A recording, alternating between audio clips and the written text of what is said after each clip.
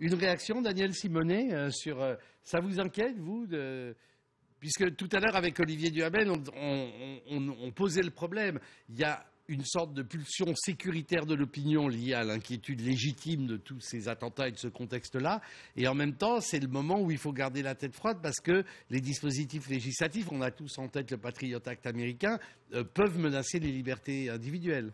Je ne suis pas sûre qu'il y ait une pulsion sécuritaire de la part de la population. Parce que regardez, le 11 janvier, ce qui s'exprimait dans les manifestations, ce n'était pas plus de sécuritaire, c'était au contraire plus de démocratie. Par contre, oui, il y a une vraie pulsion sécuritaire et liberticide dans la stratégie du Premier ministre et du gouvernement. Liberticide, carrément.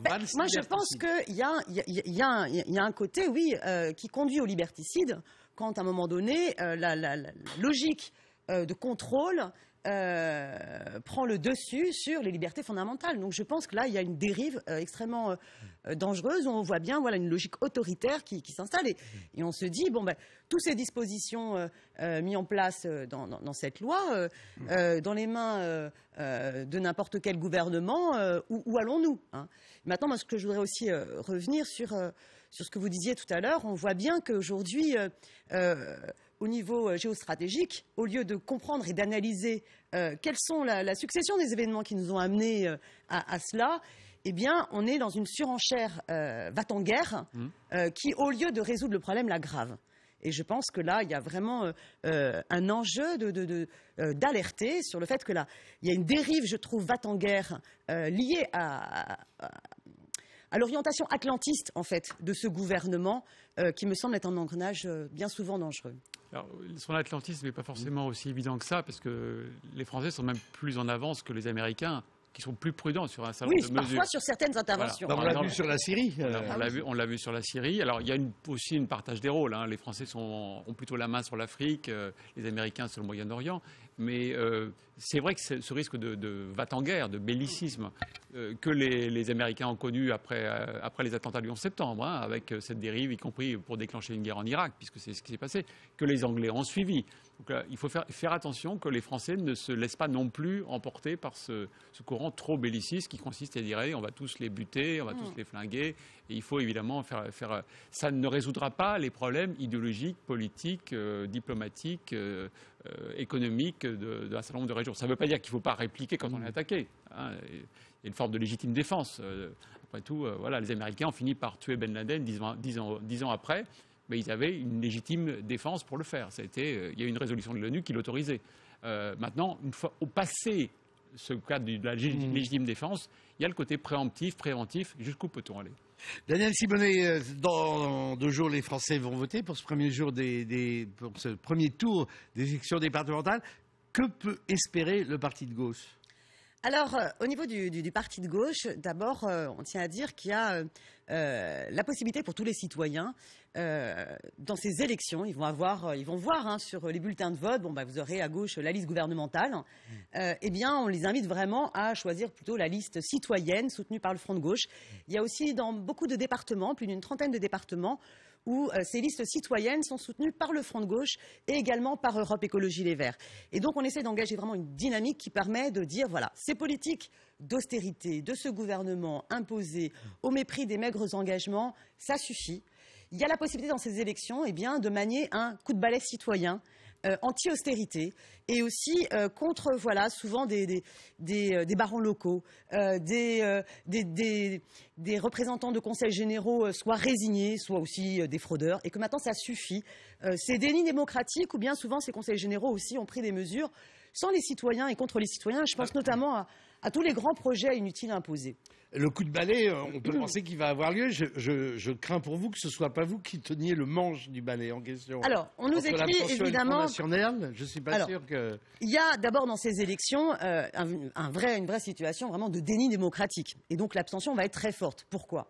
Vous vous rendez compte, c'est quand même dingue. Non seulement il y a eu très peu d'informations officielles, institutionnelles incitant à aller au vote, mais en plus c'est quand même la première fois qu'on demande aux citoyens de participer à une élection, alors que les compétences des instances sur lesquelles on va élire des représentants du peuple, sont très déterminés. On l'a sont totalement déterminés avec la réforme structurelle. Le Parlement est en train de discuter de la réforme des est en train de parler de la réforme structurelle et en plus on sait que ce gouvernement, sa volonté, c'est à terme d'ici 2020 de supprimer les départements et si possible d'éloigner les citoyens de là où ça se décide, hein, pour imposer notamment encore plus de politique d'austérité.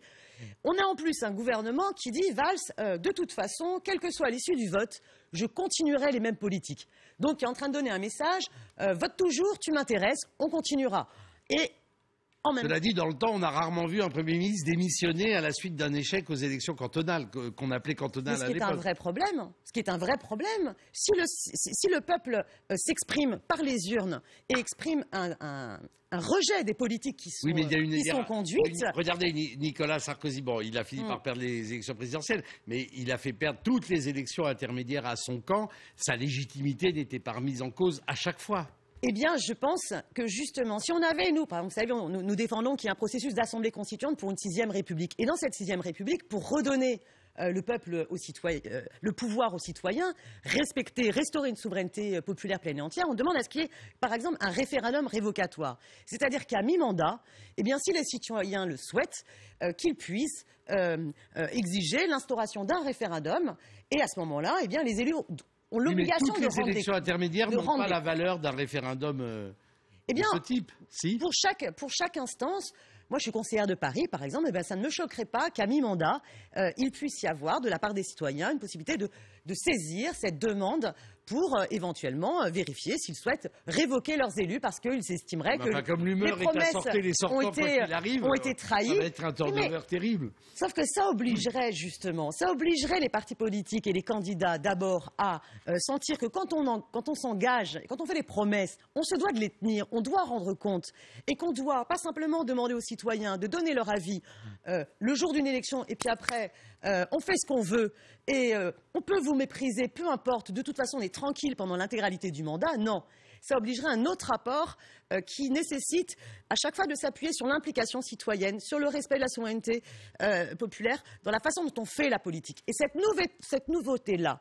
c'est ce qu'on essaye vraiment d'enclencher dans un certain nombre de départements, mettre en place une dynamique citoyenne adossée à un cadre unitaire des forces de l'autre gauche, anti-austérité, anti-gouvernementale. Que vont faire les membres du parti de gauche quand le deuxième tour verra s'affronter une liste UMP et une liste Front National, comme ça risque d'arriver assez souvent, semble-t-il? Est-ce que vous appellerez à barrer la route au Front National en votant UMP ou est-ce que vous adopterez à votre tour une théorie du nini? Alors déjà, on va faire le premier tour avant le deuxième. Hein. Donc invitez-moi dimanche soir et puis on en reparle pour voir concrètement les situations. On a Raquel Garrido très bien. Et Alexis Corbière prévus sur le plateau dimanche soir. C'est très bien. Vous êtes la bienvenue quand même. Il ne faudrait pas qu'il y ait plus de membres du parti de gauche que d'électeurs. Ce sera le moment de donner les réponses. Ce qu'il faut bien prendre conscience, c'est de toute façon, sur ce parti Front National qui se présente anti-système n'est absolument pas un parti anti-système. C'est vraiment le parti idiot utile du système.